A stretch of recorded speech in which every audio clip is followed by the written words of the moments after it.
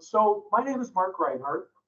I'm one of the attorneys at Rehberg Law Group. Now, we have been a firm since 1968, so quite a bit of time ago. And as we are agonizing this fall to decide who we wish to be the president of this fair land of ours, think about who we could choose in 1968. We had basically Lyndon Johnson, who then backed out. We had Humphrey, who was the Democratic standard bearer, and then we had Richard Nixon, who went on to win in a squeaker and then had a landslide in 1972, but never finished that term. So who knows, right? We still kind of have this, maybe we're revisiting all those past elections and things like that that we've had before, where we wished we had some maybe better choices or maybe not. Anyway, the introduction to the seminar, you can see what are the basics of estate planning. Now, the goal is to give you information. Now, I'm guessing almost everybody here has estate planning, maybe other than one friend who was dragged in kicking and screaming. Anyone else here who doesn't have estate planning? Okay, so almost everyone here, by the way, those of you on Zoom, has estate planning. So a lot of this may be familiar. However, if you're like me, I was talking to someone, they visited a number of European countries, and they said they know a smattering of the language in various, different countries, Italian and French, German. And then the joke that he mentioned was, and he speaks a little English, right? And for me, I try to learn a foreign language, and then since I don't use it, I forget it immediately. There's a lot about estate planning that will a little bit seem like a foreign language. So today's meeting is also more or less a refresher course, right? Imagine yourself, you're on the big jet plane, you're headed into beautiful sunny skies in Paris and on the Rhone River, and you plop in the little, reminder podcast or CD on basic French for tourists. That might be what you might want to consider this. What are the reminders on some of the terms of art, some of the things you should think about when you think about your own estate planning? Now, I've already warned all of you that if you ask a question, of course, I'll try to answer it, but try not to be too personal. For you online on Zoom, if it's anything like the past, Tori will then maybe shout out with your question. But keep in mind, you especially on Zoom, your name or your phone number or your handle, whatever it is going to probably show up to a lot of other people on that Zoom call. So if it's something too personal, if it's too something that your no good son-in-law is going to see, maybe you don't want to say exactly that. You want to wait. Obviously, we're all available. A number of you work with us as attorneys. You can always reach out and ask those more personal questions in a meeting. So we want you to ask questions. The goal is going to be to kind of demystify, give you a refresher on what estate planning is. There's a few myths that creep in. You'll be talking to somebody, a friend, and they'll say, oh, I did this. Everybody needs to do that because they saw something, some seminar or a PBS special, whatever it is, some YouTube account, right? Where right before they threw ice water on themselves, they had their will handy. So remember, we're going to try to tell you kind of beyond what the basic myths are. And we're going to hopefully give you some information that you can help yourself and your family and your friends when you move forward. Now, that's having said that, let's move on to the next slide, which, wow, Tori's now got our topics to be covered, maybe. The next slide should be the estate planning and topics to be covered. So what is estate planning? Number one, you should know, right? We're going to talk about what it is. What are the main goals? We think about it like a document. Oh, it's my will. I've got a will. I've got a plan. But actually, we're going to look a little bit behind those documents and see what the goal is for those documents. We're also going to look then at some of the best tools, the different ways we can use to administer an estate and compare and contrast. Some of you may have a living trust. Some of you may have wills. Some who refuse to be mentioned may not have any item at all, no document, and we'll look at what happens under those different situations. We'll also talk about planning for beneficiaries of your estate, both spouse and others, right? I just met with someone this morning and they talked about, well, you know, I have a situation with one of my kids. If they get a dime, they spend, 25 cents. So the difficulty is, how do we provide for inheritance to that person without making their own life potentially worse, or just having the money wasted very, very quickly? And finally, for those of you who do have your plan, we'll talk a little bit about, different changes that have occurred in the last 10 years or so. I think I've met with some of you 2013, 2014, and others of you maybe more recent, but you'll see some of the changes as well. Next slide, please. All right, what is estate planning? Well, look at that handsome couple with presumably the attorney. What it is, that's probably what they're asking. What is estate planning? Most of us think about estate planning as, well, I got to go like it's a toothache, right? Every once in a while, I'm supposed to go back and see my attorney, just as if I was getting my teeth cleaned, right? Put it on the calendar every so often, do it. And that's not a bad idea, because about every 3, 4, 5 years, you probably do want to consider coming back in, because your life changes, your family changes, the people you named may change. You said, I want so-and-so to be my executor if something happens to me, but now maybe they moved to, Mexico, or maybe they've moved to a distant land that's either heaven or the other place. They're not here anymore.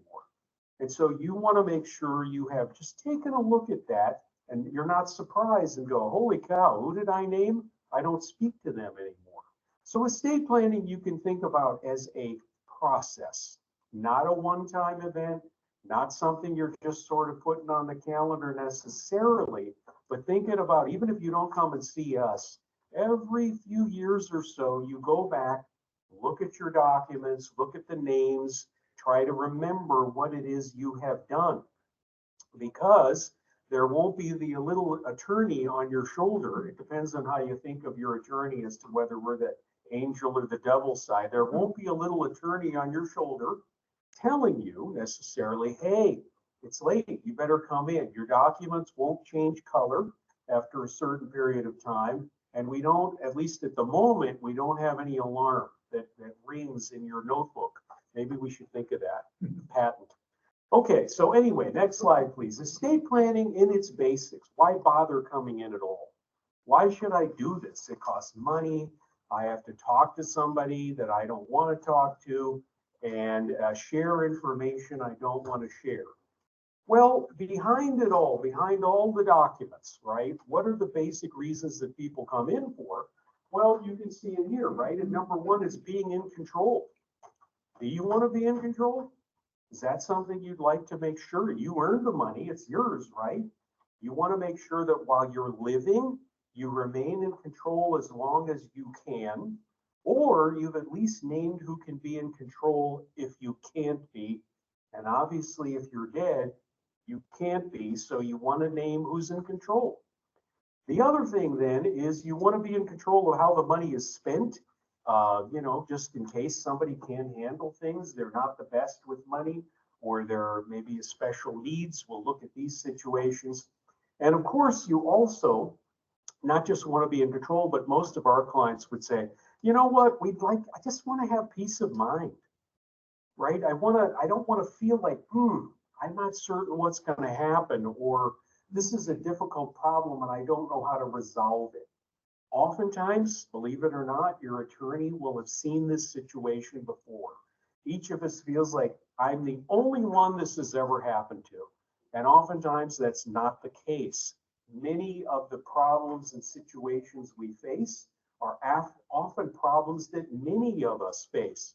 The younger generation has their set of problems typically, and from our selfish perspective on our age and older, maybe they're the cause of it, maybe not, right? But all of these things can cause difficulties for us going, I don't know if I did the right thing, or I'm not certain what's going to happen after I'm gone. So being in control and peace of mind, actually, that's more why we do this, as opposed to what document you have, or somehow I've gotten my, my Scouts badge of have a will. Next slide, please. Now, estate planning is not just about peace of mind and control. You can also think of it as being, let's call it strategic. You're also looking at the various pieces and how they fit together. So if we start, you've got your handout there. We start at the top. Let's call this a clock face. We start at noon on this clock face. Estate planning is strategic. At around noon, it says will or trust. That's what most of us think about when we think about estate planning. And we're going to talk more about those. If we kind of move along the clock face, we go to durable powers of attorney for financial and health care. Many times those are what are required if we can't get to the bank. We're still around, but we're not able to get to the bank, or we're in a foreign country. Maybe we're imprisoned in a Turkish cell, or more likely, unfortunately, we become incapacitated. We're still alive, so it's too early to use our will, but we need somebody to make sure the taxes or the bills get paid, take care of us. That would be an attorney, durable power typically for financial matters. When you go home, what you want to do is you want to pull out your power of attorney and you want to look at it and go, are those the right names? Right? Does that still sound right to me? Is that the right order? You don't want somebody who lives in a foreign country, not because they're bad people, but because the IRS makes it really hard for somebody who's overseas to tackle any assets and finances here in the US. You don't want somebody who maybe you don't have any contact with anymore. And you certainly don't want someone named there who's now deceased, because unless things go a little haywire, they're not going to be able to help you. You also want to make sure that power of attorney is probably within 5 years old or so, which I know is going to catch a number of you up. Wait, why 5 years? What's magic about that? The only magic is what happens when your agent under the power of attorney, they want to use it for you. They march in, they go to BECU, or they go to, Big Mama State Bank or Bank of America, somebody, they say, hi, I'm so-and-so's power of attorney here. I need to do something for them. The bank's going to say, we need to make a copy of that power of attorney, and we'll send it back to our home office. And there in the home office, they send it up to the 28th floor, the compliance department, and they look at it and they go, does this match our policy? And many institutions, if it's more than 5 years old, they will not honor it on its face. They will ask for more information. They will ask for more documentation, or worst case, they may ask for some sort of court document. So generally 5 years on a durable power of attorney for financial is a good idea. Now your healthcare power, that's usually a separate document, because this is who can make medical decisions for you. We're not as concerned about the 5-year rule here, because the hospital basically will be happy to use just about any document you can give them. But here too, you want to make sure the people are around, right? You have some contact with them, you know who they are, and you like what the order is. Continuing around that clock face, you see a document called a directive to physicians. Does anyone else know what another name for this might be? Directive to physicians. It's often called a living will. And some people here were mouthing it, but they didn't want to interrupt you because their voices are much more beautiful than mine and mellifluous. So the directive to physicians, the living will, it basically says what you want done under 2 end-of-life scenarios. 1, death is imminent, meaning hours or days. The doctors will say, we can't do anything to change this. Or 2, you are brain dead or permanently unconscious. You may remember the Terri Schiavo court case about 20 years ago now. Terri Schiavo was a very young woman who had a heart attack, probably due to an eating disorder, but no oxygen went to her brain. She had no documents. She was young after all. And what happened? Her husband said, hey, you know what? After this amount of time, I think she'd want to be taken off support. And her parents said, no, she should be left on life support. And it turned into a court battle of about a dozen years. Now, most of us aren't going to have a court battle of a dozen years, but your kids may disagree in the hospital room. And if so, the doctors are going to go, uh-oh, we can't stop treatment if there's a disagreement in the room. Or people may make the wrong decision, or they make the right decision, but you put them through agony in figuring out what to do. There is actually some studies that show people who try to make that decision for a parent or loved one without any documentation have post-traumatic stress disorder. So for their sake, put the document together, write a directive to physicians. When you go home, if it's our document, you're looking at paragraphs 1.1 and 1.2. Generally, those will talk about what you want or don't want. Do you want hydration? Do you want nutrition? Do you want heroic measures? Most of us would want drugs for pain and palliative care.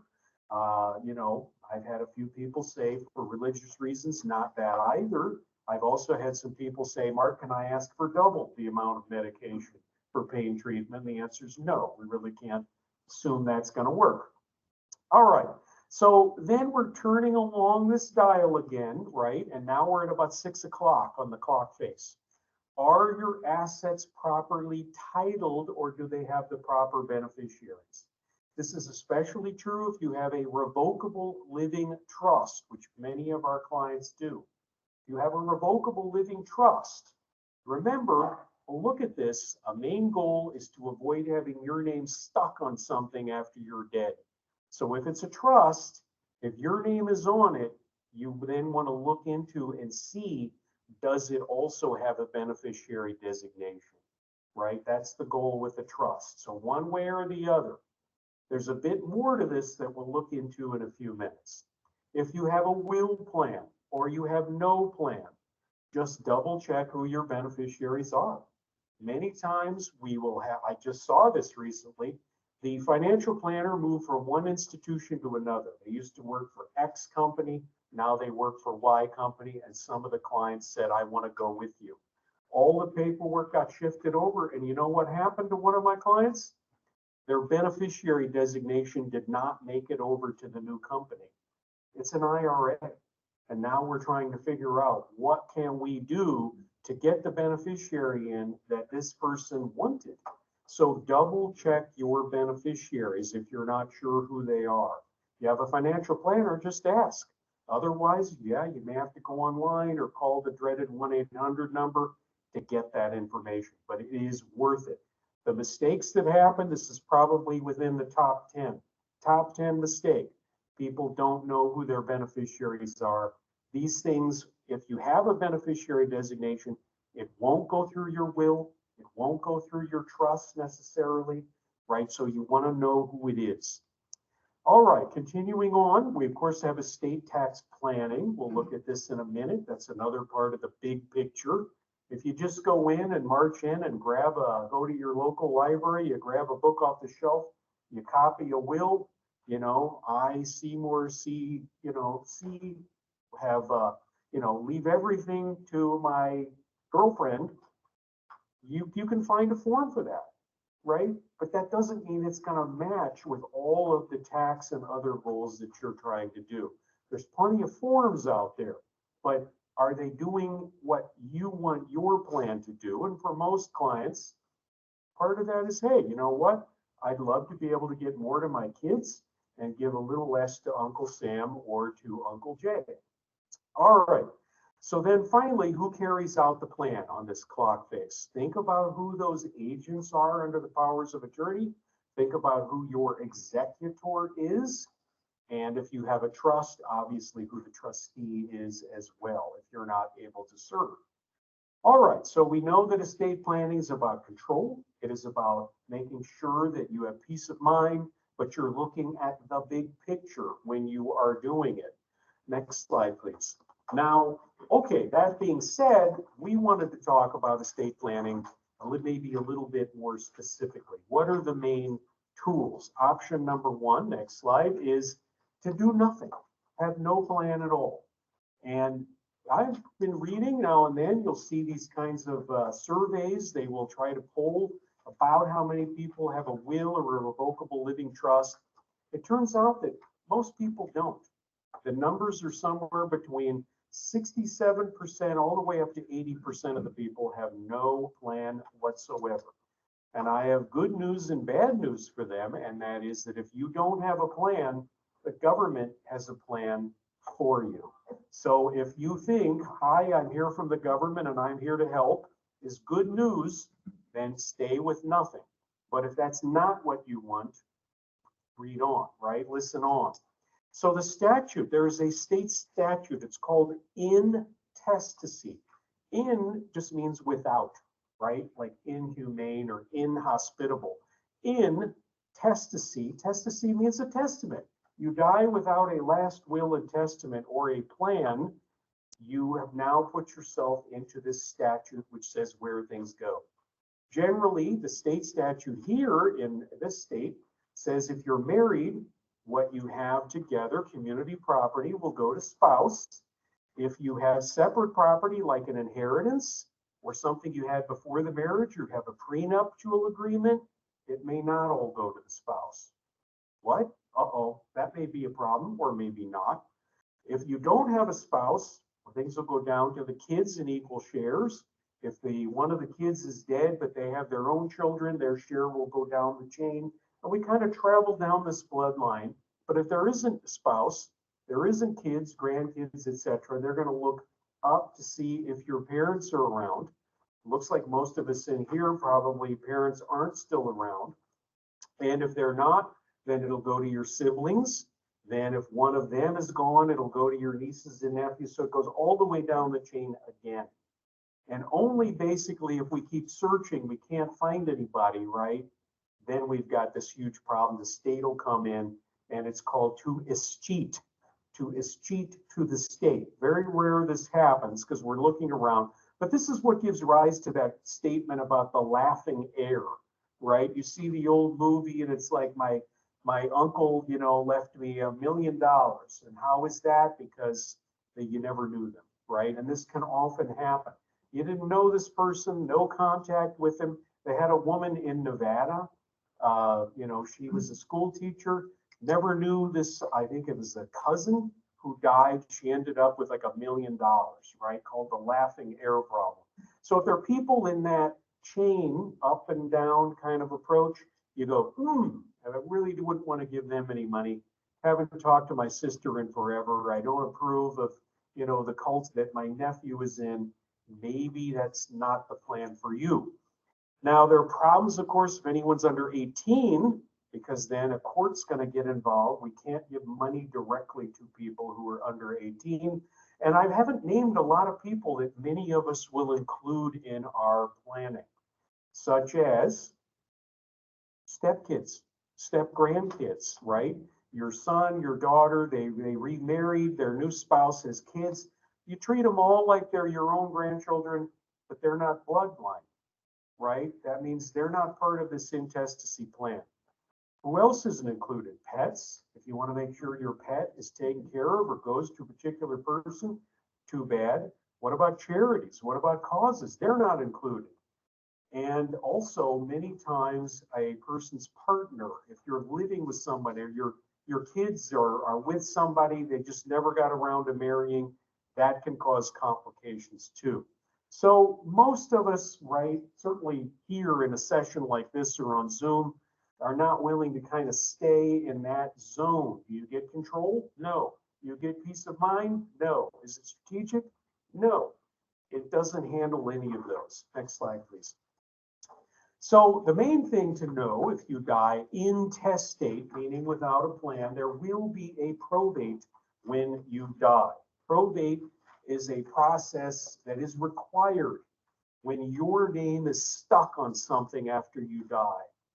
So your name, right, is on a bank account. If it's a joint account with your survivor, joint with by the survivorship, if you die, their name is also on the account. Is your name stuck? No. If you have an IRA or you have an account that has a beneficiary, right? Now, if I die, the account goes to my named beneficiary. Is your name stuck on that account when you die? No, because it has a beneficiary designation. People fill out the paperwork, they get it done. But many things will not have a beneficiary designation on it. A classic example, even for a married couple, is a house. So your name is on it and your spouse's name is on it. It even says husband and wife. Does that mean when you die, it automatically goes to the spouse? Usually, no. Your name's stuck on that half of the house, which means we got to take other action. And this action is to get a magic piece of paper. These are called letters testamentary. There's that word again. So testament, add an ARY, that's as much Latin as we use these days. Letters testamentary are the magic pieces of paper. Your executor will need to go to court in order to get those and present those to the bank, the financial company, the title institution, to say, I'm in control. I've been appointed by a court to take control of this asset. Next slide, please. Now, many of us, yes, please. Is there a time limit on the length of time it takes for probate? The question is, are there time periods or is there a limit on the time it takes to get through a probate? And the answer, like many legal questions, is no. There is no specific timeline that is required. Normally, it's about a year to a year and a half to get through everything, and we'll look at why. But the answer is also yes, because if you don't do anything for a long period of time, the court, at least here in King County, they have 10, 12, 15,000 probates. Periodically, they go through them and they say, has nothing been done?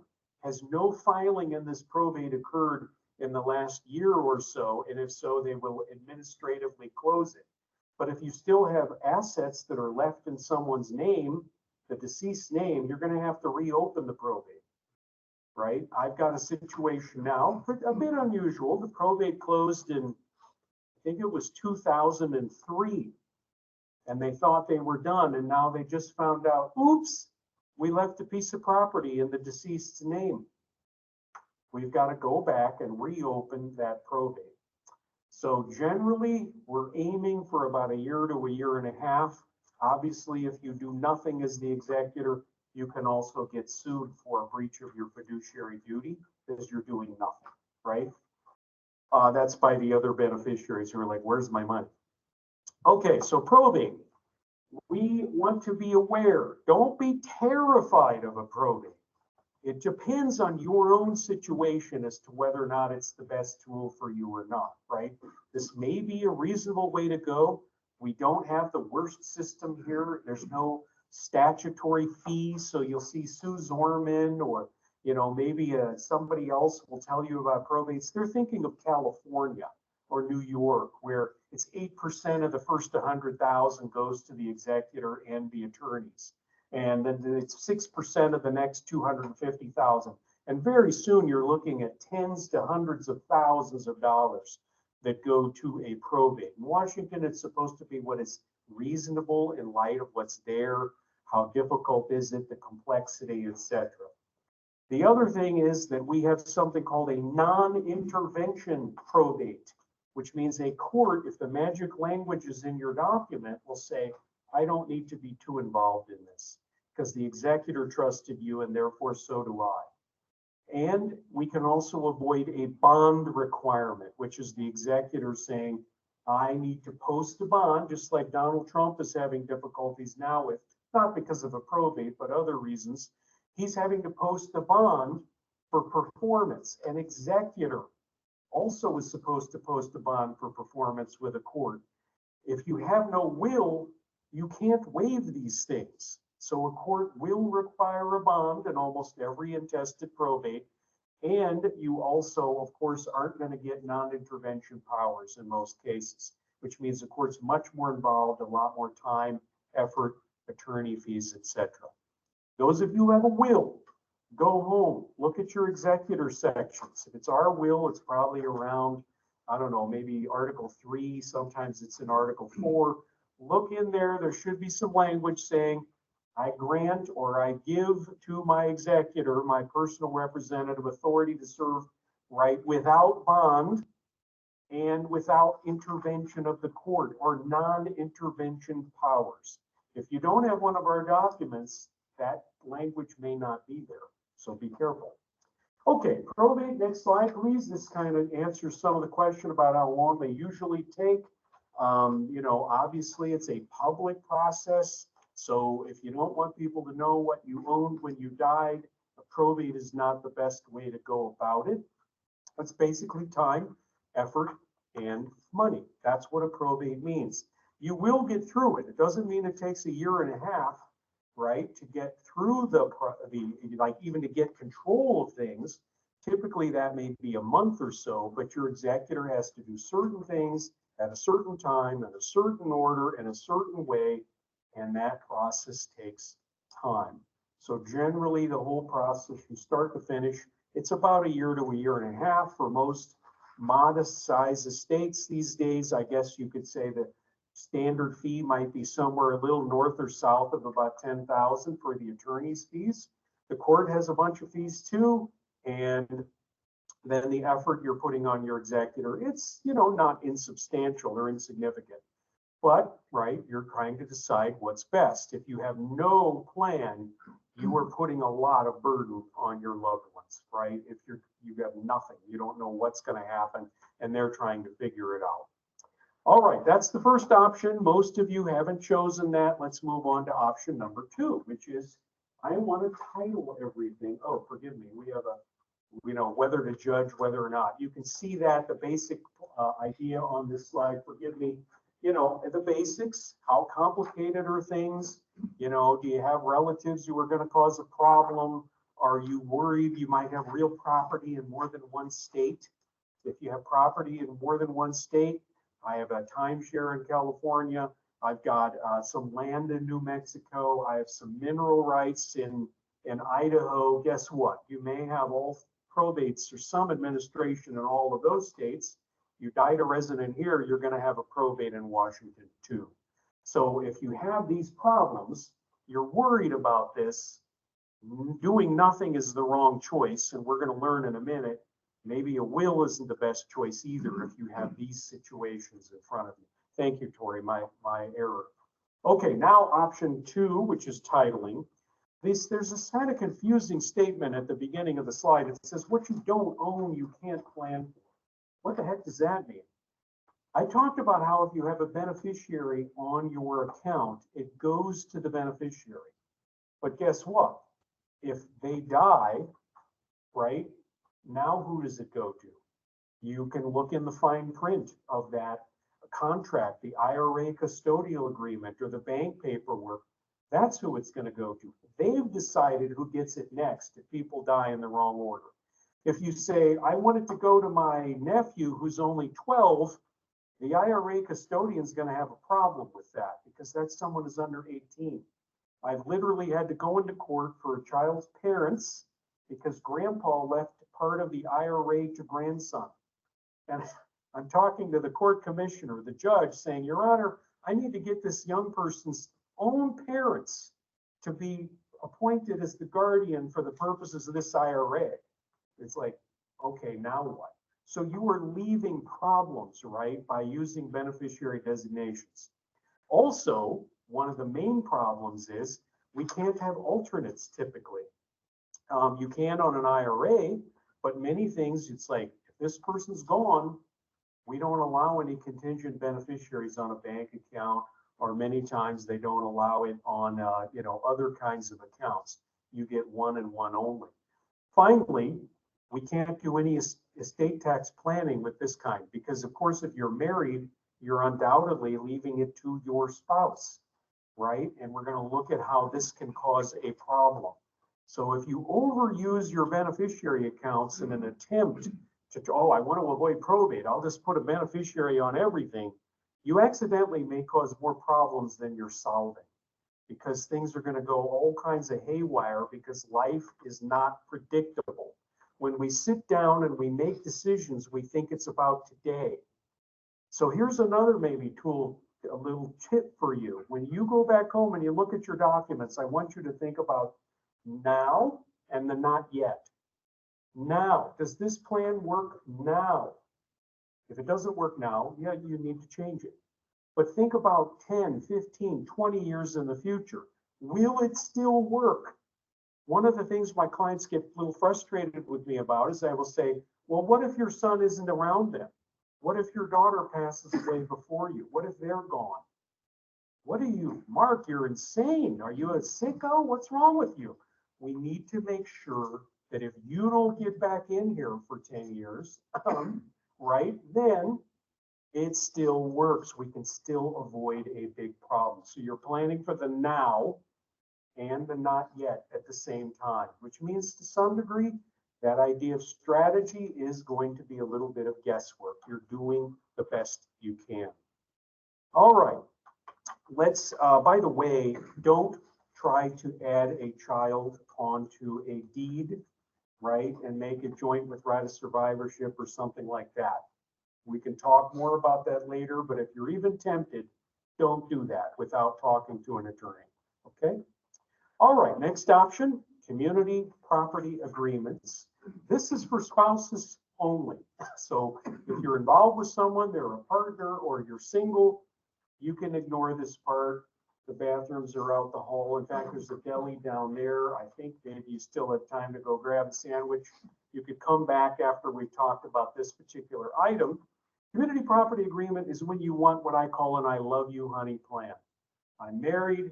I want everything that I have, all my assets. I agree it's community property, and everything goes to my surviving spouse when I die, which can be a very easy way to avoid leaving things stuck in your name, because now we can use this community property agreement to transfer assets that were left in your name over to the surviving spouse. We can avoid probate by doing that. Perfect. Good work. The only problems are, number one, of course, you still need a will because you're married and you don't know who's going to die first unless you've planned out the perfect murder and you know they're going to die first, right? The other thing is, of course, then you need to make sure that all your assets are here in Washington. You don't have the mineral rights in Idaho. You don't have the timeshare in Hawaii. You don't have the second home in Arizona, because a Washington State community property agreement won't work anywhere else. It's only for assets here. And the third thing is, what if you don't want all your assets to go to your surviving spouse? Oh, Mark, you monster. How can you say that? I love my wife. What are you talking about? We're going to look at reasons why that might not be best for them and for your kids or downstream beneficiaries down the road. There's a few tricks that are hidden inside of using a community property agreement. And I think if so, right, may not be appropriate if you don't want everything to go to the surviving spouse. Next, yes, question. So I was under the impression that Washington was community property state, Yes. but that was automatic. We have to have a separate agreement in our. Great question. So the question is, for those who couldn't hear it, that isn't Washington a community property state? Do I need this separate agreement? Because Washington's community property. Here's a classic game of gotcha, right? Yes, Washington State is a community property state. Yes, that means everything that is community property, husband and wife own it together. Yes, things that are community property will be transferred to the surviving spouse, but not automatically. It will not happen automatically because you could, in theory, give your 50% to anyone else you wanted to. So we need the community property to fill in the agreement to fill in that last gap. This is where community property promises more than it delivers.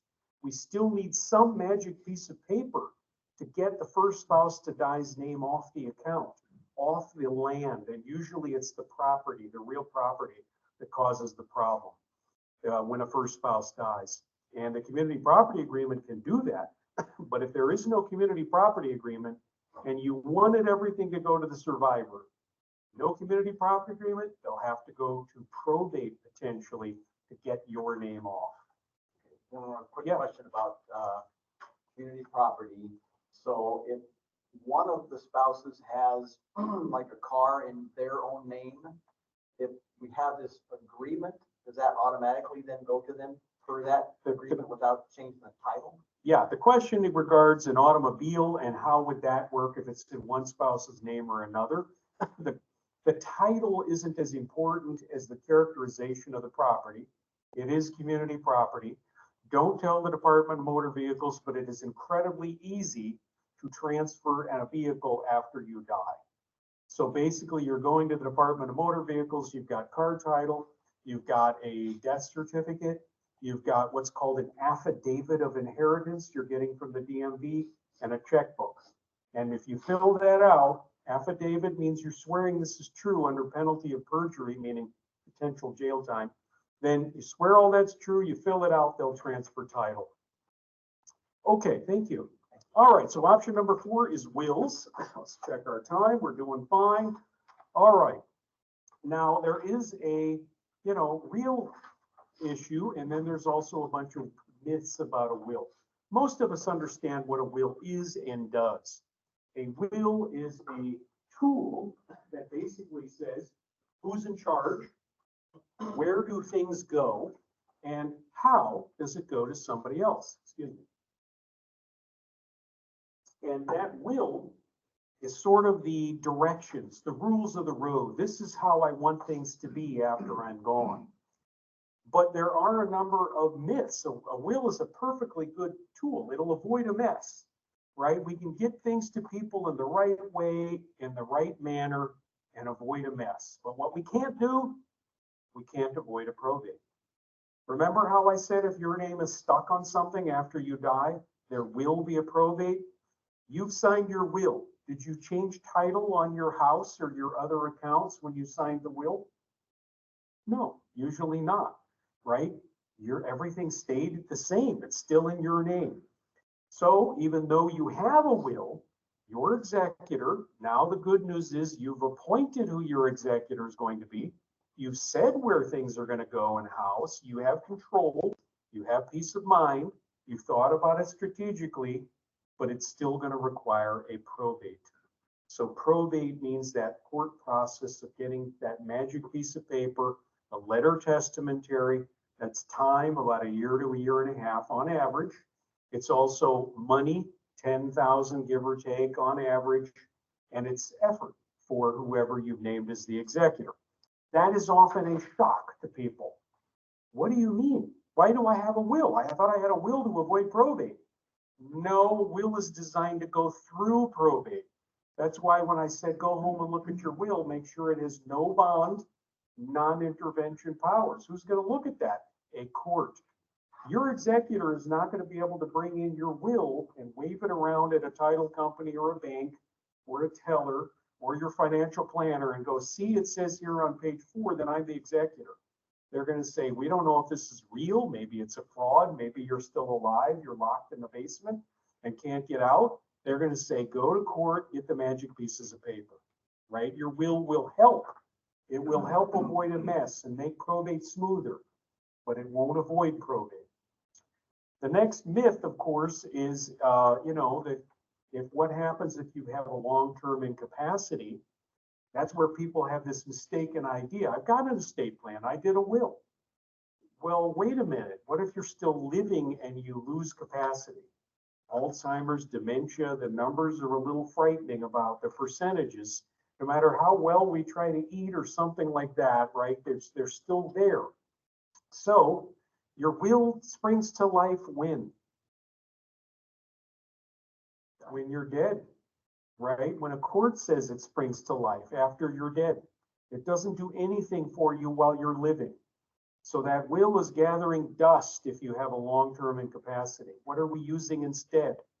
Your power of attorney for financial affairs to help someone else take control of the money, get control of the assets. That does mean, remember I said, look at your power of attorney. Is it older than 5 years? That puts a little pressure on that. Because if you don't have capacity anymore, you can't make a new power of attorney. So just keep that in mind. All right, and finally, it says, don't do I love you, honey, wills. That's that idea of everything to the surviving spouse if you have more than a couple $1,000,000. So we use that as a rule of thumb, and I'll explain why that is the case in a few minutes. Questions so far? Okay, good work. Either I'm rolling on or everything is crystal clear. There you go. Option number 5, revocable living trusts.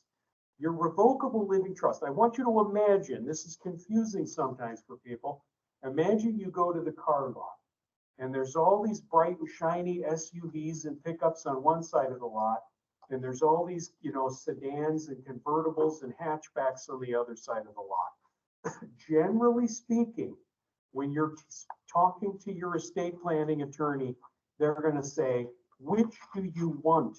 Do you want the will side of the lot? Or do you want the living trust side of the lot? And you're picking what your primary vehicle is going to be. So a revocable living trust is generally designed to serve as an alternate vehicle. It is designed to take the stuff that you have and take it from your name to the next group of people. That's what it's designed to do. It does it in a slightly different way than a will. A will does all this after you're dead, through a probate, with an executor, getting those court letters, testamentary.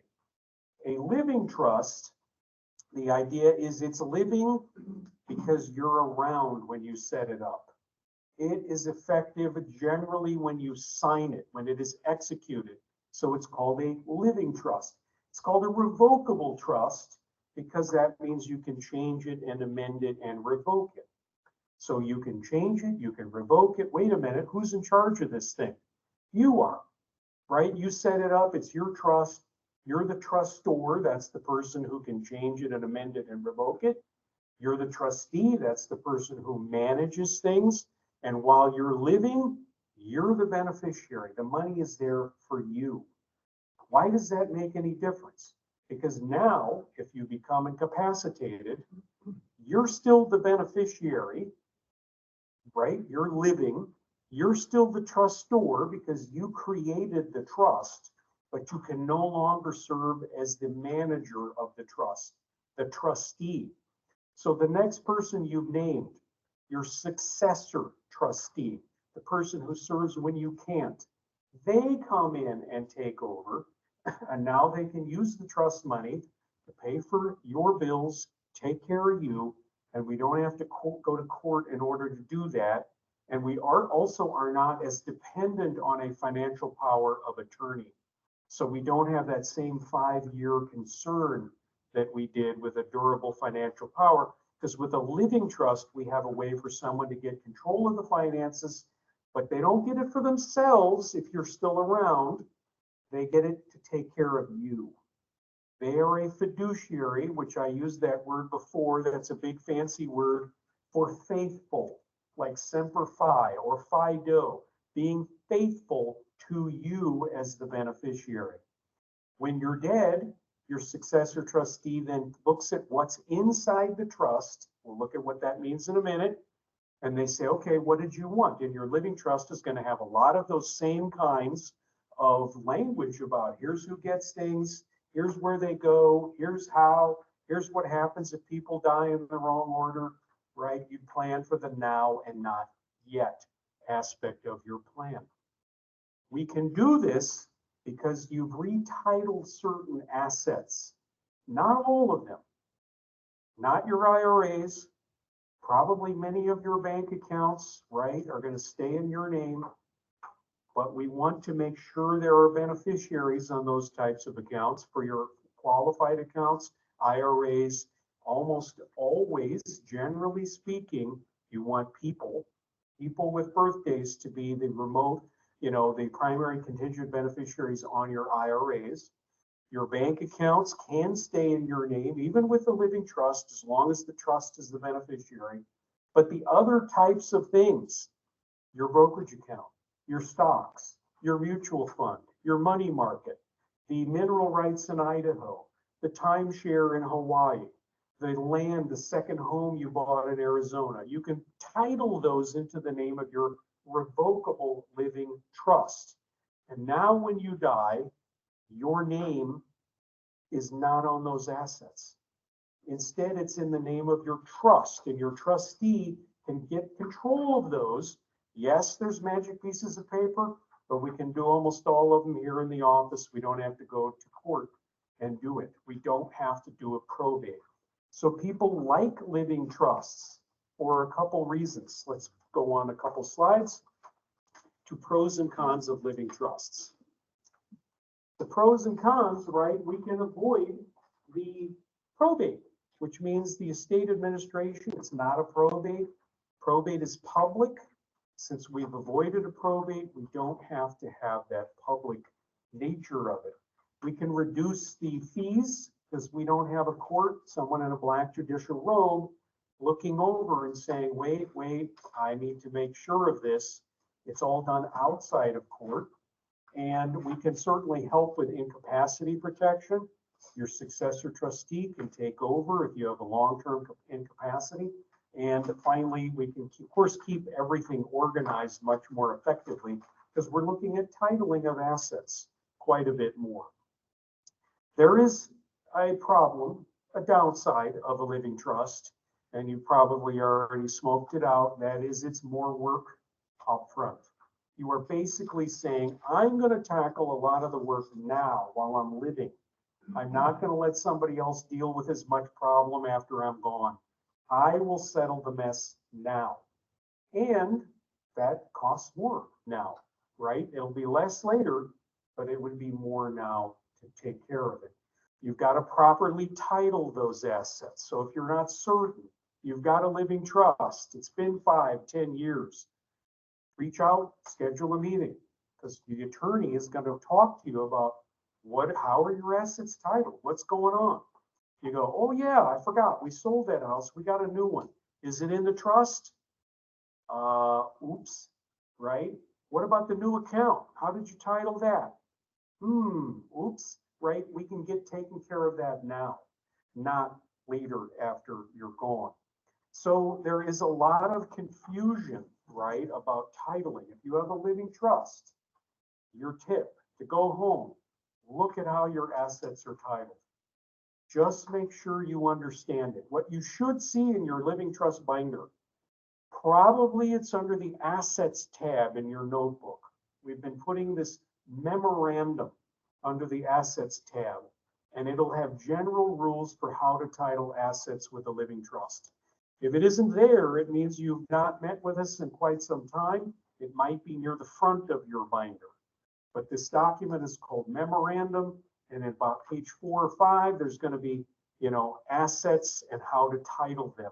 And that can give you some rules of thumb. And if that isn't enough, you're worried, obviously come in and see us. We'd love to see you. And if there are other changes, great, right? Okay, next slide, please. When is a living trust appropriate? Well, obviously, when you don't want the hassles, the delay of a probate. If you think there are what we're going to call stinky relatives, in other words, somebody's going to complain, they're going to cause trouble, a living trust is a way to make it harder for them to effectively challenge your plan. If you think a probate might be more expensive than a trust, right? You're kind of weighing the pros and cons. And then if you especially believe there might be more than one probate, like the land in Idaho and the property in Hawaii and the Arizona second home, any of those situations, many times too with a will plan, depending upon what even if it's husband and wife, there could be a probate on first death, right? So that might be 2 probates just for husband and wife, first death, second death with a will. So you'd be thinking about that. Which is better for us? What's the better approach? Next slide, please. This kind of reiterates some of those issues we've already talked about, right? If you have a will or you have no plan at all and you're thinking, do I want an end trust? Do I want a will? Do I want to do nothing? Here's just some general rules of thumb. If you think there's real estate in other states, a living trust is more appropriate. You want to make sure there's long-term protection for you not being able to handle things, your money. A living trust is usually better. You want privacy, right? Peace of mind. You have relatives that might complain. All those factors mean a living trust, probably the way to go. But not everybody gets a living trust. It's not appropriate for everybody. If your situation is pretty straightforward, pretty simple, right? A will is probably the better tool. I had someone come in last week. They had a large IRA, and remember, an IRA does or does not go in a living trust. Does not. An IRA does not go into a living trust. They had a large IRA and then they had a home of very modest value. Did they need a living trust? No, right? Why go to all that effort? Because the IRA wouldn't go through the trust anyway. And so, right, they're already, just one death, one probate, a house should be very straightforward. Okay, next section. Are there any questions online? All right. Have I properly planned for the beneficiaries of my estate? And this can be the hardest problem or question of all. Everything else can seem pretty straightforward, but this one will often cause some difficulties, mostly because we don't know what we don't know, right? Usually your attorney can make some suggestion. Oh, here's a situation we did. Here's the way we can handle this. But let's turn to the next slide, which first of all is your beneficiary of your estate could be your spouse, right? You're married, you have your spouse, and we learned, unfortunately or fortunately, your community property interest alone will not automatically pass that to the surviving spouse. So there are basically two general ways of transferring assets to a surviving spouse. The first one is what I call an I love you honey plan. I love you, I trust you, I'm going to put together the community property agreement. Everything then on first death, we file that community property agreement, we hand it out to various institutions, copies, and we can transfer everything to the survivor. Very straightforward, very easy. We learned, however, that would only work in Washington, right? Only in Washington. You can, if you wanted to, put together a living trust that said everything to my surviving spouse. You can do that too, right? I die, I titled everything correctly, all goes to my surviving spouse. But there is potentially some issue with this, and sometimes it's a problem, sometimes not. And the problems are, why wouldn't you want everything to go directly to the surviving spouse? Generally are four issues. The first one is estate tax. This can get a little difficult to understand, so bear with me. We're going to look at it a little more closely in the next couple slides. But I need you to think about estate tax as a tax on what's called the privilege of leaving assets to someone else after your death. And I'm using that word carefully because that is how the courts ruled it constitutional. So it's tax on the privilege of leaving things to other people. Now, if you're married, will the tax apply? And the answer is maybe. If you leave everything to the surviving spouse, no. There will not be an estate tax for anything you leave to the surviving spouse. You've used what I'm going to call the married card. The marital deduction says that anything you leave to the surviving spouse, there is no tax on that on your death when it goes to the surviving spouse. Whew, thank goodness, right? You'd think that was been forever, but actually this is only since the 80s that this has been the case. However, the other part of the estate tax is there is what's called an exemption from the estate tax. The exemption is the part that is not taxed. So think about this like a limbo bar. Anything under the limbo bar is not taxed. That's the get out of tax free card. Anything above the limbo bar, that gets taxed. What are the exemption amounts? Mark, you call me middle of the night, right? You're worried, no peace of mind. For some reason, I'm here at the office and I answer. What's going on? Is there an issue? My God, Mark, what are the estate taxes? I need to know. The exemption amounts on the federal level. That's usually what you're going to hear about. when you read the Wall Street Journal or the New York Times, and you see something on television, because most states don't have an estate tax.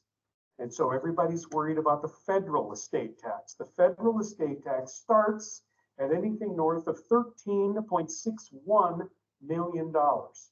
Anything north of that gets taxed at 40%.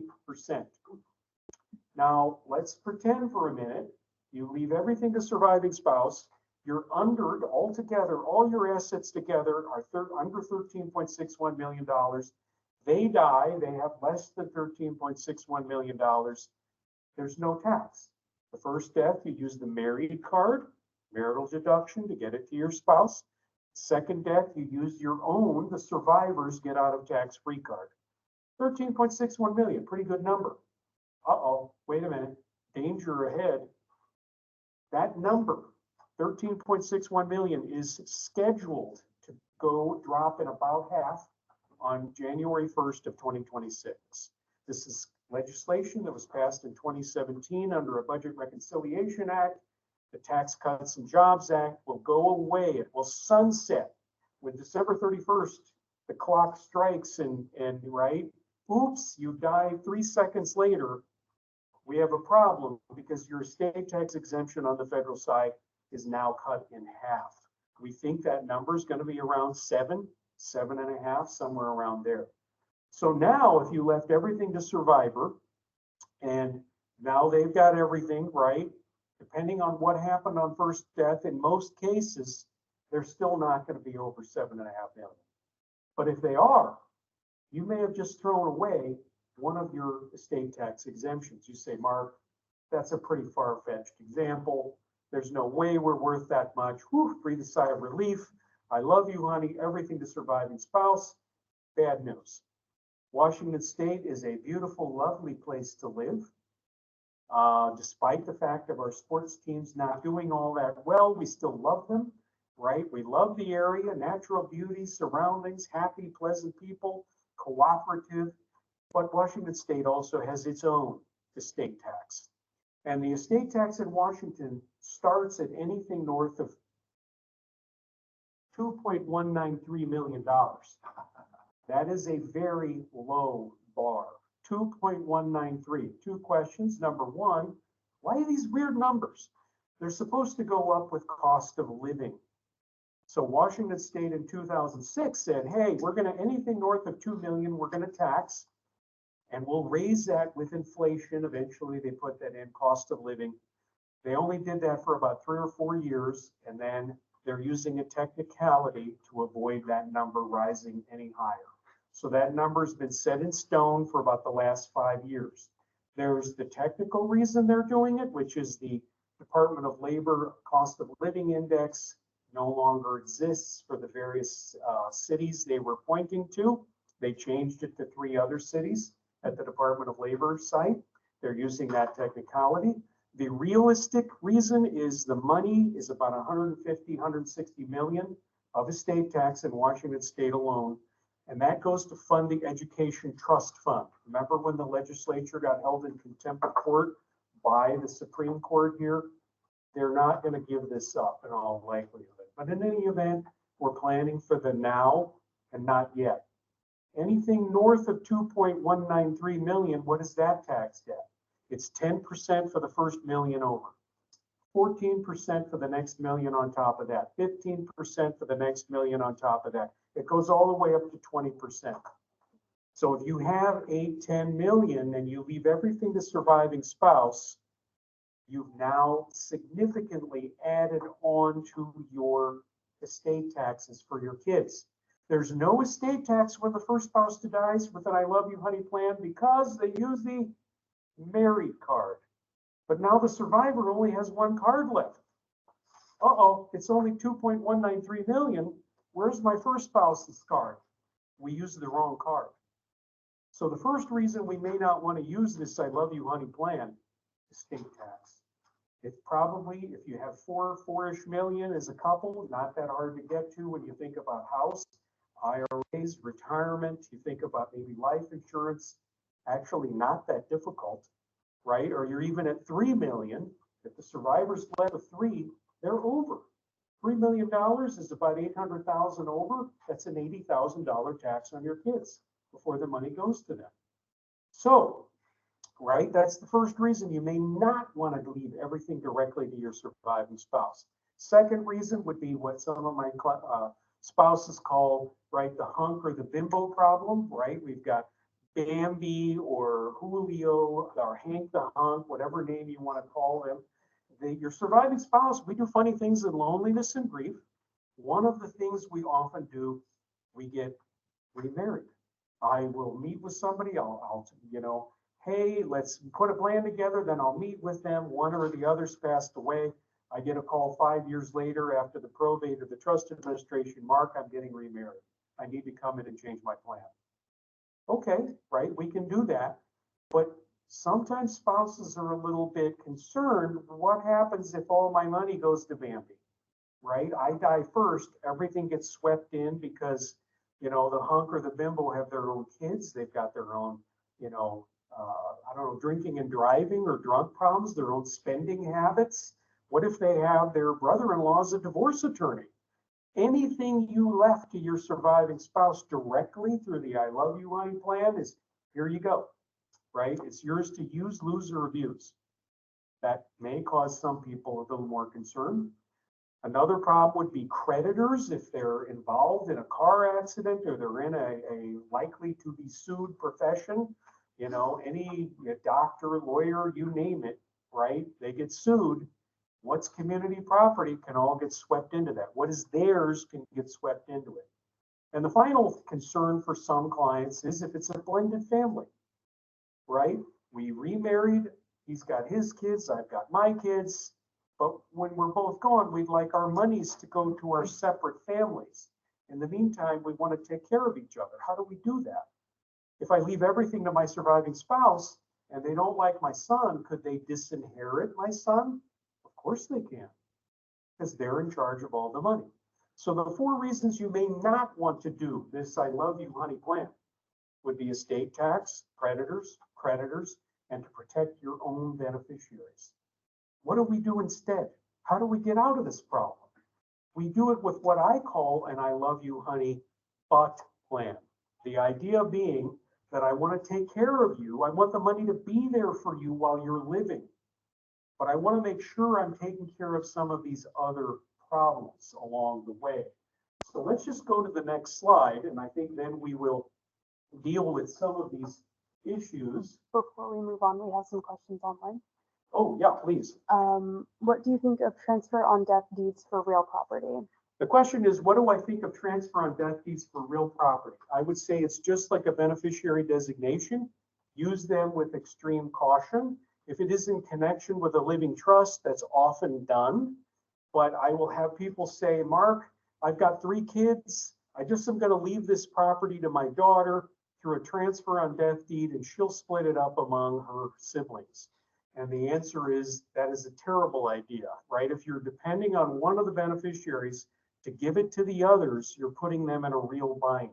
They may have their own issues, their own creditor problems. They might be in a divorce, and they may not want to use up some of their own estate tax or gift tax transfer provisions in order to do that. You also, with a transfer on death deed, you cannot have a contingent beneficiary. So if people die in the wrong order, you're back to ground zero. Okay. All right. Thank you. If a rental property goes into a living trust, how does the income get reported? Does the trust or the person pay tax? Question is, if you have a rental property and it goes into the name of the living trust, how do you report the income? The living trust has a tax ID. Any trust does. You have a living trust. You know what the trust ID is? It's your social security number. You're alive. It's a living trust. So how are you reporting the rental income? Presumably you're reporting it in your own social security number. By the way, if you have a revocable living trust and you have an LLC, a limited liability company, it can add more protection as well. A living trust, because it's you, does not have liability protection. So think about that aspect as well. Okay, so we're doing all right on time, I think. We have a couple more. Okay, we're gonna roll through them.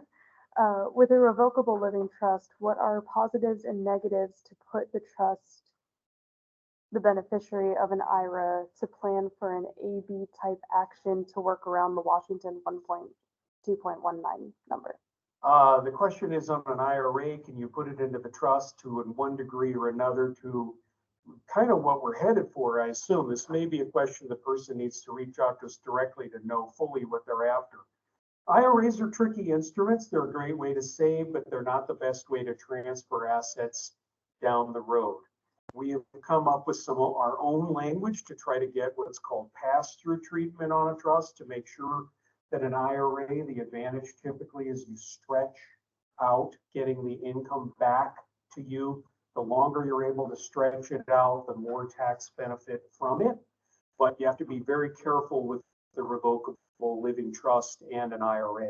So you don't want to have, for example, your IRA just names your revocable trust. It has to be much more complicated than that, because your trust by itself is not a qualified beneficiary, meaning you can only have a 5-year stretch, and sometimes it's even less than that. That's a complicated question, so they should reach out to whoever's helping them here. Apologies if that went off into a path. Okay. If a spouse is a green card holder, not a U.S. citizen, do special accommodations need to be made? Yes, thank you for the question. The question is, if your spouse is a green card but is not a U.S. citizen. A spouse who is not a U.S. citizen, even if they are living here, does not get a large marital deduction. A U.S. citizen gets an unlimited marital deduction. A non-U.S. citizen gets about $180,000. Anything above that doesn't get the benefit of the marital deduction. So there are certain types of tools. They want to look into something called a qualified domestic trust that is often used for the surviving spouse in order to try to get a higher marital deduction. If they're looking at online, they can just type in the letters QDOT, QDOT. Any other questions? One more. Is a living trust also known as a survivor's trust? Is a living trust known as survivor's trust? Not necessarily. Usually survivors means they are, of course, the surviving spouse. So they need to look at the document to see whether that they can still revoke or amend their surviving spouse's side. Okay. All right. So we were back to our regularly scheduled programming. We were right here. We were talking just about what is an I love you, honey, but plan. What does that mean? Well, the idea is instead of leaving everything directly to the surviving spouse, what if we had a way to hold the money in a way that the survivor could be in control of it? They get the benefit of it, but then it's not theirs directly. How do we do that? Well, we put together, right, this tax-wise will or trust. Let's suppose you've got a total value for the couple of about $4 million. And the idea is, you can see we were formed in 1968 because we're using the Ward and June as our married couple.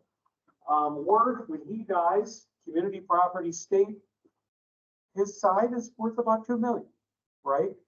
When June still has $2 million on her side.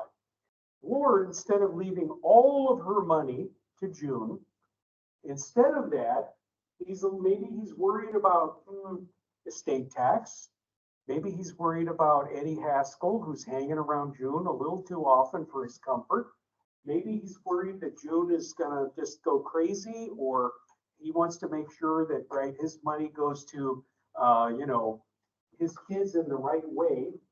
He can put his money into something that we call in our documents. When you go home, if you have our documents, you'll see it's called a family trust. So it's for June's benefit while she's living. She is the trustee. So she manages the money inside of this trust. She can use it for her needs, and she gets income while she is living. But now, if she's held into court by Bambi or Julio or whoever, she's able to say, this isn't my money, right? It's a trust. This side is a trust created by my deceased spouse. And also, if we put just a few restrictions around it, number one, this family trust after the first dies will become irrevocable. right? When you're dead, it's hard to revoke things, so it's hard to take legal action. So now this side becomes irrevocable. It's still for the benefit of the survivor. They are still in charge of it, but it is now irrevocable. They're supposed to use it only for their needs. Now we can also say to the Washington State Department of Revenue and to the federal government, the first spouse to die used their get out of tax-free card. So now we've got tax-free card number 1 for Ward, 2 million is under 2.2, no tax. Now June trucks along, right? She still has her half. She passes away. 2 million is under 2.2. We've managed to somehow double up the estate tax by doing the exemption from estate tax by doing this. This is a general idea, right? There's nuances to it. There's different ways to make this happen. But generally speaking, that's the main reason why people choose an I love you, honey, but plan, and not simply say everything goes directly to surviving spouse. That's the first idea of planning for beneficiaries. Next slide, please. Now we have planning for children and grandchildren, which of course is pretty different. We're not as worried about estate tax necessarily, but you have someone who's too young, right? Maybe it's your own kids, right? You've adopted, or, you know, I people who like, well, one of our kids couldn't take care of one of their children. We adopted that child. It's now ours. They're a minor child. They're your child. So you need to have guardianship provisions in your document. That's for their person. Who gets them up? Who gets them to school? Who gets them to scouts? Who gets them to soccer practice? Who makes sure they do their homework and their music lesson? Who's in charge of the money is different. You can have somebody else in charge of the money. That's called a testamentary. Testament means you're dead. Testamentary trust means the money is still in being held for them. You can pick someone else who's in charge of the money until well after that young person reaches 18. Because you're a legal adult in Washington when you hit 18. You're in charge of your own person and your own body when you're 18. But you, as planners, can say, I'd like actually the money to be held till that young person is 25 or 30 or longer. And here's who's in charge of it. That would be the trustee, but my son or daughter is the beneficiary. My grandchild is the beneficiary. And people will often say, well, wait a minute.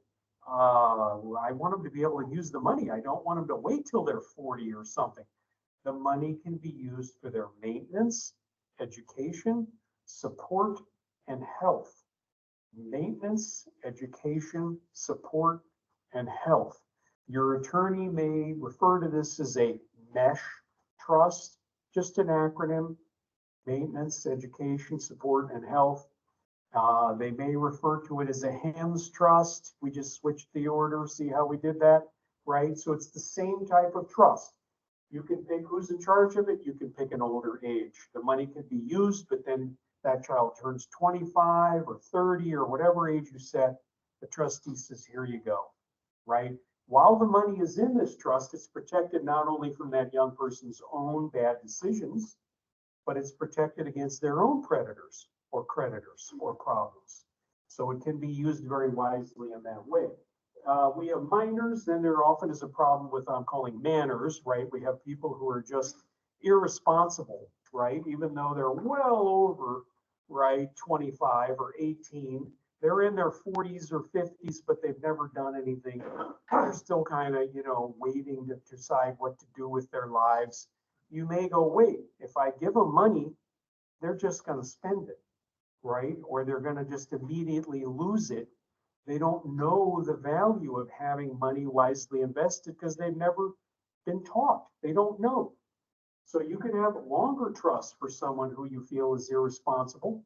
Sometimes people will say, is there a way to incent my child or grandchild to like get a better paying job or go to college? And of course you can put language like that in your trust. For every dollar you show you've earned in the last year, the trustee can release $1. If you get a college degree, you get an extra amount of money, or you get your money early from the trust. These are known as incentive trusts. We also have what are called special needs trusts. Many times young people or older, right, they are on government benefits.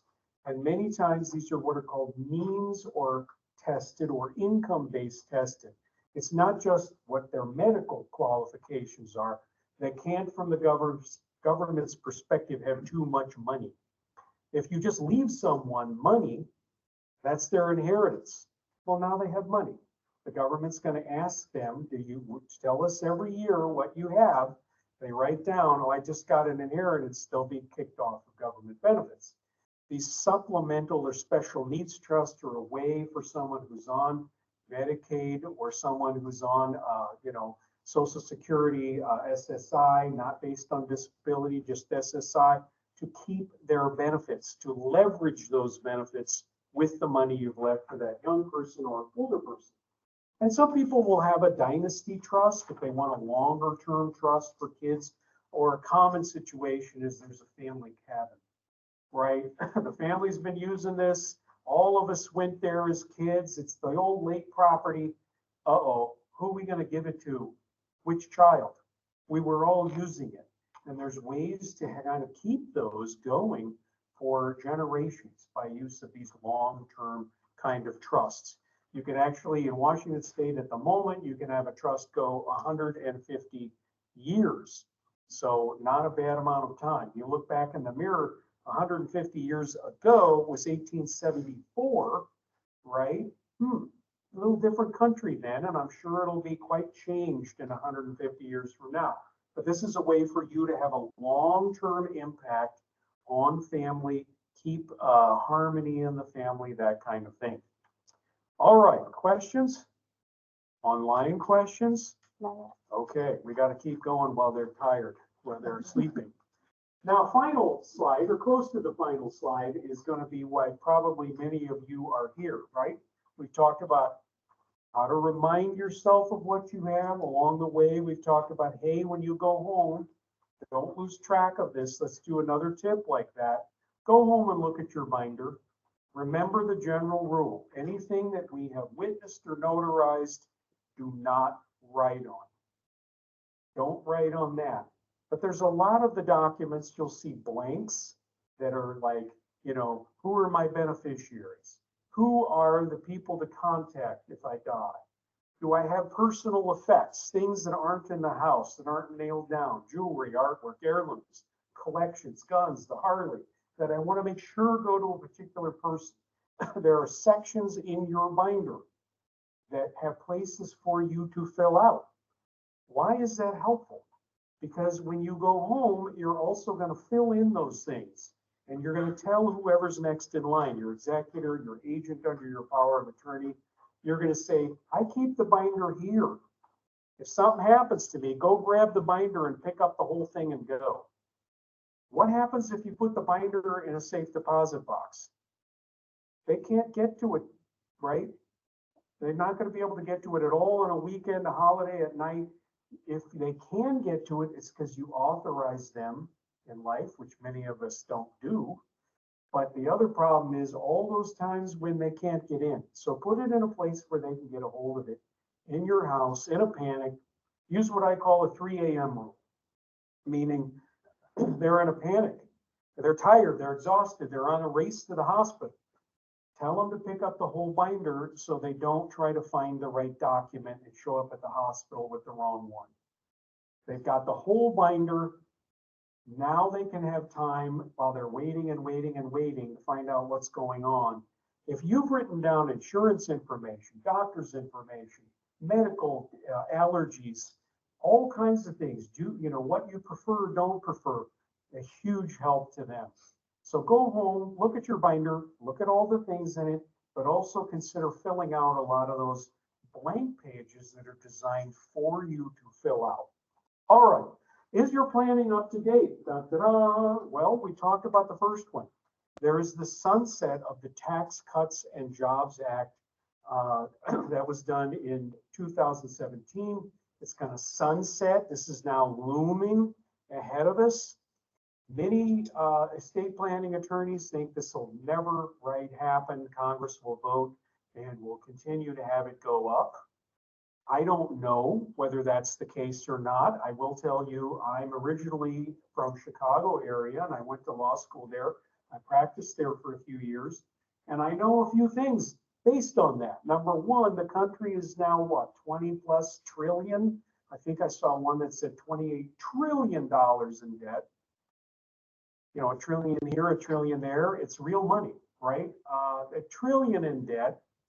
And I know also that Congress is looking anywhere they can to get that money from you, the voters, without angering you too much.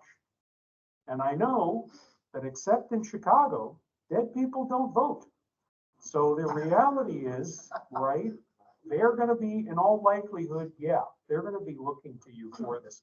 The last election, and you may remember there was a big scare when we were talking about the Build Back Better Act. Remember that a couple of years back? One of the provisions in the Build Back Better Act was anything north of 3.5 million on the federal level was going to be taxed. So the government, in all likelihood, is coming for this, right? But this is the most immediate pressing concern that we know about. Tax Cuts and Jobs Relief Act 2026, the morning of January 1st. Don't tell your kids so they don't smother you in bed. But if you live to the 1st, your estate tax exemption just got cut in half, okay? 2012, there was a Washington Trust Act that added a number of requirements. I think hopefully everybody here has had their plan updated since then, but if you haven't, we need to revisit because there's some additional requirements on reporting downstream that would need to be handled after you're gone. There is the Health Insurance Portability and Accountability Act that we've added language and actually a full additional document. Your powers of attorney for healthcare have a little section in them that says, I authorize my agent to be able to get my medical information, but what we were finding is nobody thought to look there. The doctors aren't going to read it. And they're like, is there a HIPAA release form? And the agent goes, I don't know. Where is it? So we've added one. You want to, if you don't have one, that's something that we should add to your arsenal, to your vehicles, your notebook. The date of your durable power of attorney, there was a 2017 Power of Attorney Act, which changed a number of provisions here in Washington. But the bottom line is 5 years old, it starts getting a little bit more of a concern.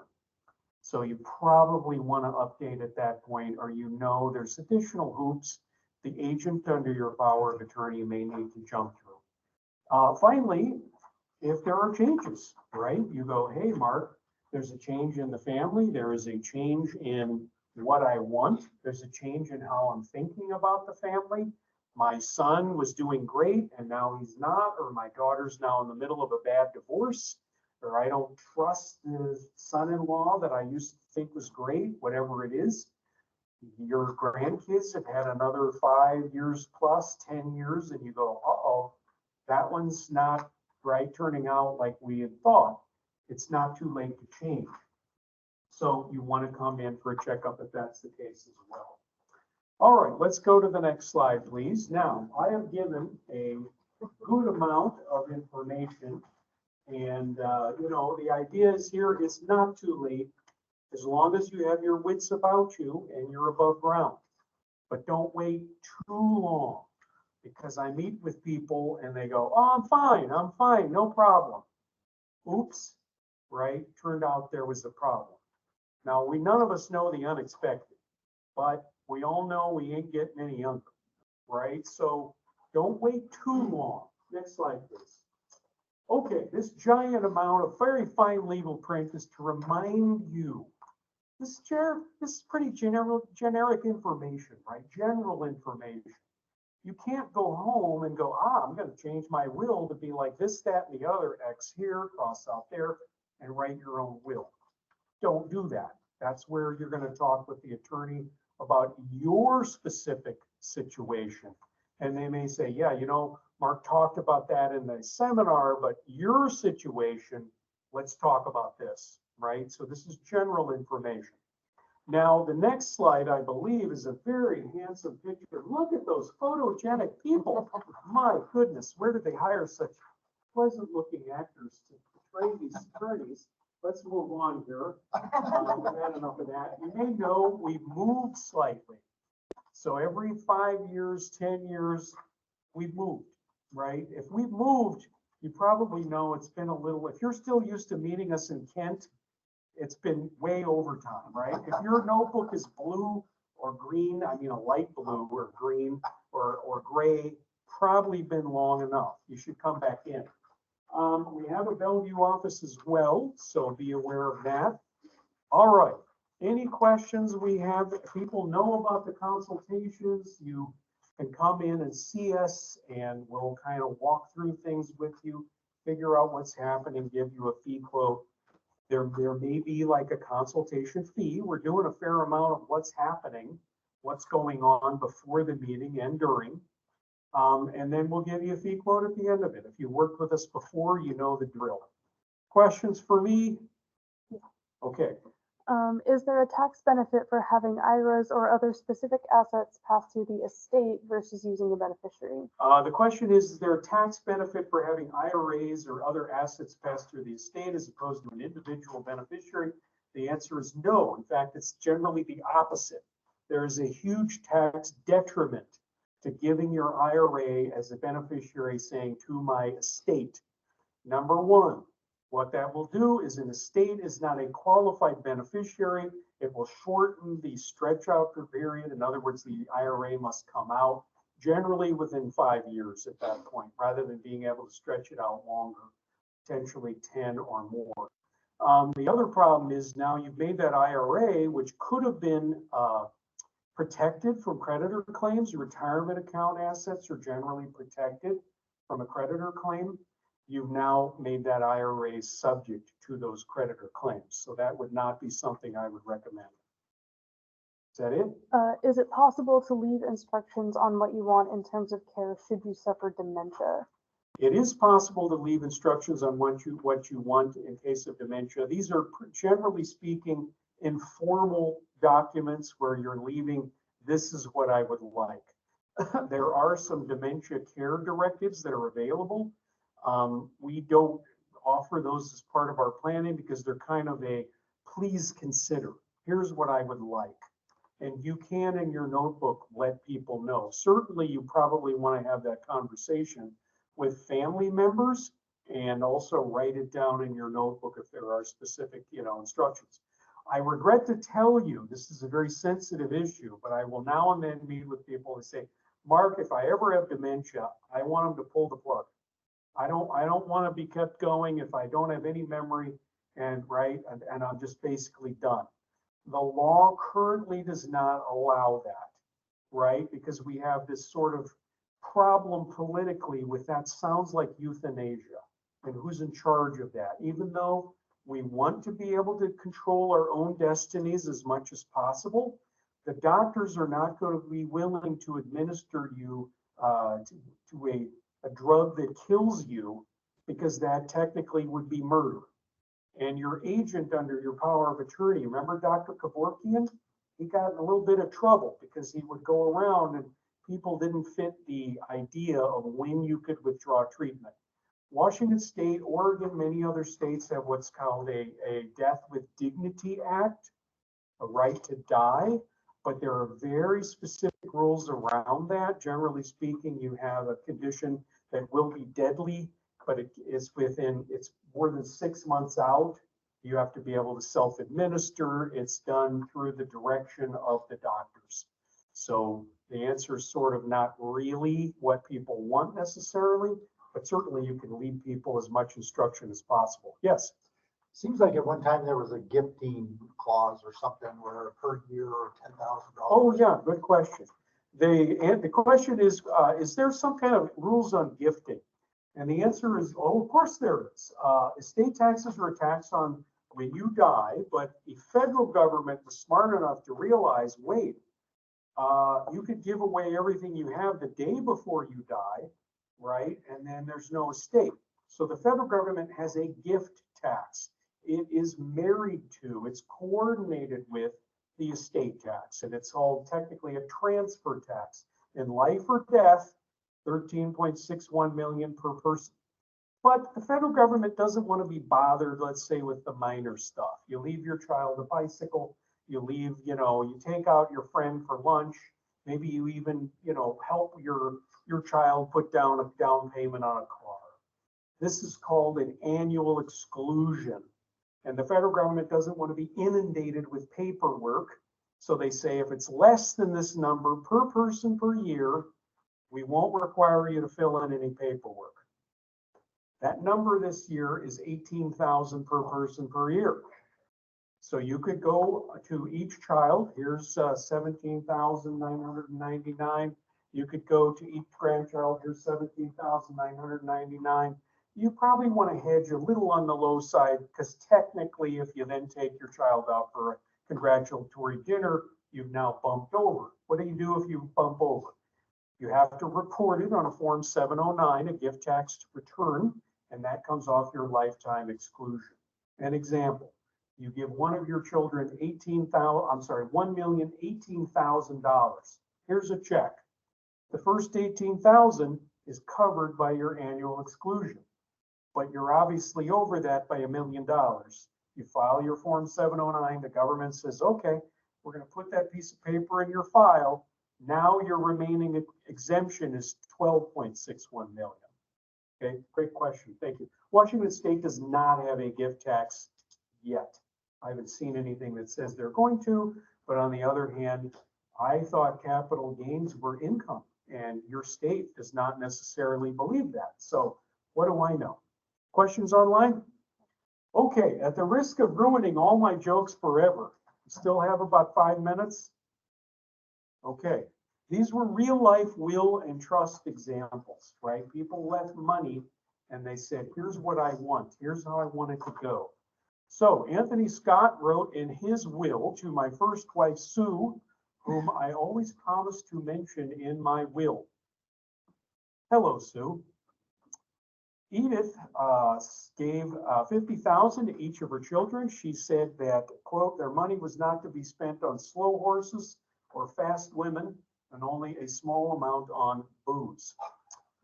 Sarah Clark, in her will, wrote to my daughter, I leave $1 for the kindness and love she has never shown me. And finally, the German poet Heinrich Heine left all of his assets, everything he possessed, to his wife on the condition that she remarry.